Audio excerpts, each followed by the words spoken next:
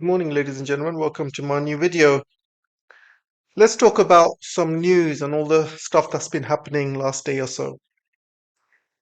So remember in my last video, I said that the Americans and the Israelis are using this ceasefire to move troops. And they've been moving a lot of troops and weapons last few days. And there has been some serious stuff that's been happening over the last few hours. And as you can see from this picture, there seems to be a US destroyer moving towards the Iranian port of Fujairah in the Strait of Hormuz. And this is happening right now as I'm speaking. And the Iranian delegation have been told about this by the IRGC. And they have sent a warning that if this destroyer moves any closer, then it will be targeted and the talks will end. I have said that you cannot trust Trump and you cannot trust the Israelis. They will be doing all sorts of dirty tricks behind the scenes. They are not serious about a ceasefire because at the end of the day, Israel will not allow any peace between United States and Iran. They will not allow it. And Netanyahu pretty much controls Trump, and you can see, Trump basically does everything he can for Netanyahu. And So my recommendation to the Iranian leadership and the Iranian delegation, do not trust these terrorists. End of the day, they want to control Iran like they did with the Shah days back in the 70s. They want to control and take and steal all your resources, all your natural resources, oil, gas. They want to control the Strait of Hormuz via Iran. They want to they want Iran to make peace with Israel. They want Iran to lose its sovereignty. They want to control its people like they controlling the rest of the GCC. Don't allow that to happen. These people only respect strength. This is the only way Iran is going to win because they're not going to stop, guys.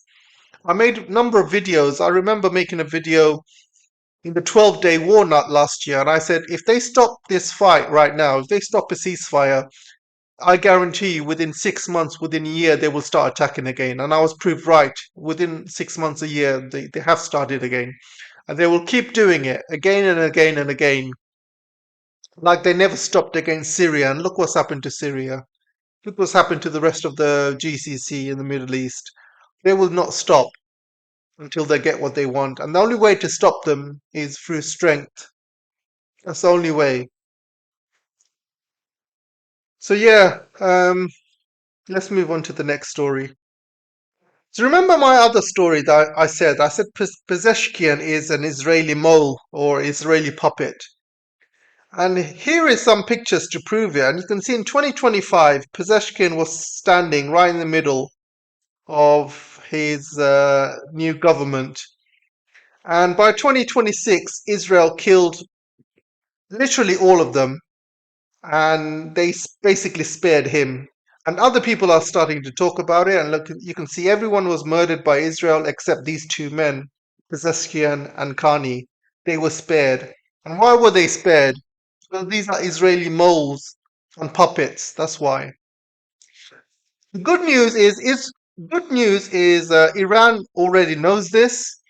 So they sent a team delegation to Pakistan to negotiate. And you can see Pezeshkian and that Khani is not there because Iran knows these two are puppets of Israel. These are puppets of the West. They know.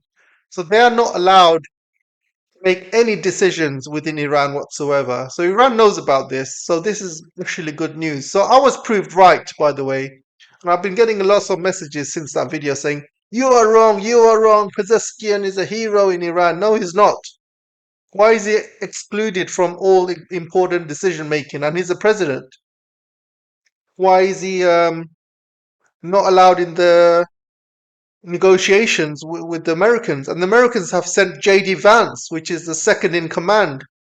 So, the, so the American delegation is very important. If they're sending J.D. Vance, and he should be equal to Pezeshkian. So why are they not sending him? Because Iran knows he's a mole. They know he's a traitor, and they will deal with him after the war. They're not going to do it now because I believe they might be using him to trap the Americans. Americans and the Israelis might be thinking, we have a mole on the inside. Let's use him. But they don't know that the Iranians know about this. So they're probably tapping his phone. They're probably tapping his communication with the West, and they're probably using that information against the Americans and against the Israelis. Keep your enemies close to you. That's what they're doing. And who do I want the next president? And you see this guy in the middle here, Arachi, I believe his name is. I believe he would make a great Iranian leader. I mean, the whole his whole mannerisms, the way he conducts himself, his communication skills. He is a real leader, and I think he would be a great leader for Iran if they vote for him. So another big story has come out last few days. The South Korean president Jae-myung Lee has sent a message on Twitter, and basically it's about some IDF soldiers kicking an Israeli child off a roof, and you can see they are literally torturing this kid, and they basically throw him off the roof here. And and and the president of South Korea has basically posted this on Twitter, and he said this is the kind of stuff the Japanese used to do to the Koreans and Chinese, major war crimes. And this is a huge, huge change in the South Korean leadership, because the previous leaderships would never do this because they know Israel is a friend of America, and they would never ever go against the West or Israel or America. Him doing this shows that South Korea is slowly starting to move away from the Americans and from Israel as well. Many don't know this, but South Korea is actually infiltrated by Israel. And you can see this South Korean church, Israeli flags everywhere and Korean flags everywhere, South Korean flags everywhere. People are brainwashed, guys, absolutely brainwashed. Since the Korean War, if you know the history of Korea, Korea was never a major Christian country. They were pretty much the same religious type as China, as the rest of Asia. It's only after the Korean War that the Americans took over South Korea, and they basically started brainwashing the Koreans into becoming Christian Zionists. And you can see here, most of them are just Christian Zionists, and very hard Christian Zionists. And they are, I visited Korea. They are all religious. All of them go to church. All of them are Christian Zionists. And those of you who know a little bit about religion know that Zionism and Christianity do not mix. And the reason they do not mix is because Christianity believes, obviously, in Jesus as the Son of God, and Zionism doesn't. In the Talmud, it says Jesus is boiling in his own excrement. They said that his mother is a Whore. You know what I mean? Ho. So they're basically calling her a Ho, and they're calling Jesus all sorts of names, and also they're saying that in the end of times, in the Talmud, it said there will be an antichrist risen. But in Christianity, they said that Jesus will resurrect in the end of times and stuff. So they are completely different, guys. They're completely different in their ideologies, in what they believe. So why is there so many Christian Zionists? It doesn't make sense. They are completely opposites of each other. Again, people are brainwashed, and they're mostly brainwashed in South Korea. South Korea is probably the most brainwashed Christian Zionist country in the world, and this was done on purpose. Ever since the Americans invaded South Korea, they completely took over the South Korean society, made them Americanized. Basically sent all their woke culture into South Korea. They pushed feminism like they do in the West. And because of all these feminisms and all this woke culture they pushed in South Korea, people are not having kids in South Korea. South Korea has the lowest birth rate in the world, lower than Japan. And again, they have been completely brainwashed again by in the churches as well. And South Korea is a brainwashed society, completely brainwashed by the Americans and by Israel. And things are changing now with the South Korean president now tweeting this.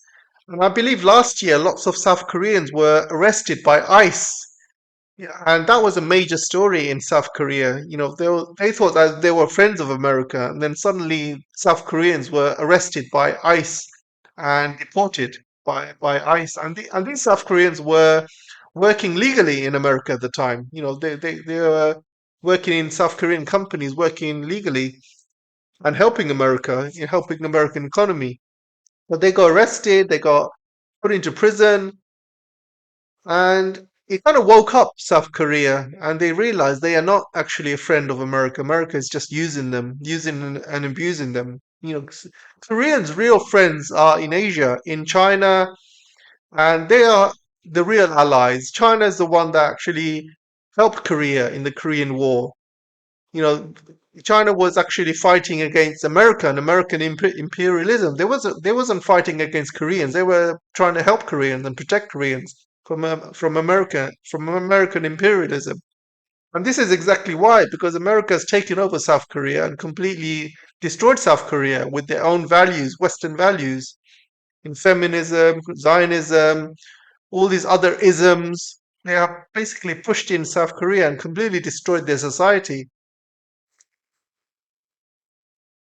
And and yeah, so luckily South Korea is waking up, and hopefully they will wake up to a point where they will reunify with Korea, kick out the American troops, and start becoming friends with China again, like they did in the ancient times. Anyway, guys, that's all for now, and I'll see you soon in the next video. Take care for now.